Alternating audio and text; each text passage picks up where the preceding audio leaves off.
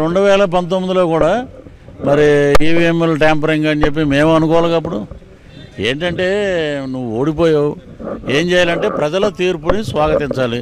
ఎక్కడైనా సరే ఇప్పుడు చంద్రబాబు నాయుడు గారు కానీ, రాజశేఖర రెడ్డి గారు కానీ, ఎన్టీ రామారావు గారు కానీ వీళ్ళందరూ ఎలక్షన్ రిజల్ట్ రాగానే వాళ్ళు ఏం చెప్పేవారు, ఇది ప్రజా తీర్పు, ప్రజల తీర్పుని మేము శిరసావహిస్తున్నాం, సో దీని మీద అనుమానాలు ఏమి లేవు, ప్రజలు మమ్మల్ని వద్దనుకున్నారు అని చెప్పి ఉంటే ఉందాగా అరే బ్రహ్మాండంగా మాట్లాడాడే అనేవారు. ఈవీఎంల ట్యాంపరింగ్ బీహార్ అయిపోయిందంటాడు ఒకడేమో శ్రీలంక అంటాడు, ఒకడేమో మేము మరి మీరు 151 అన్నప్పుడు ప్రజలు ఏం చేశారంటే 151లో 5 క్రెయిన్ పెట్టి లేపేశారు, మధ్యలో 5ని 11 ఉంచారు. సో ఇకనైనా వాళ్ళు నిర్మాణాత్మక ప్రతిపక్ష పాత్ర పోషించడానికి 18 కూడా లేవు. సో అటు పాలకపక్షమైనా ప్రతిపక్షమైనా మా పవన్ కళ్యాణ్ గారే ఒక అద్భుతమైన పరిపాలనకి నాంది పలికింది.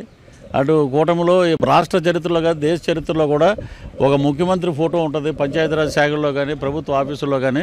ఈ రోజున ఓ పక్కన చంద్రబాబు నాయుడు గారు సీఎం, ఓ పక్కన పవన్ కళ్యాణ్ గారు డిప్యూటీ సీఎం, 2 ఫోటోలు ప్రతి ఆఫీసుల్లో ఉంటున్నాయి.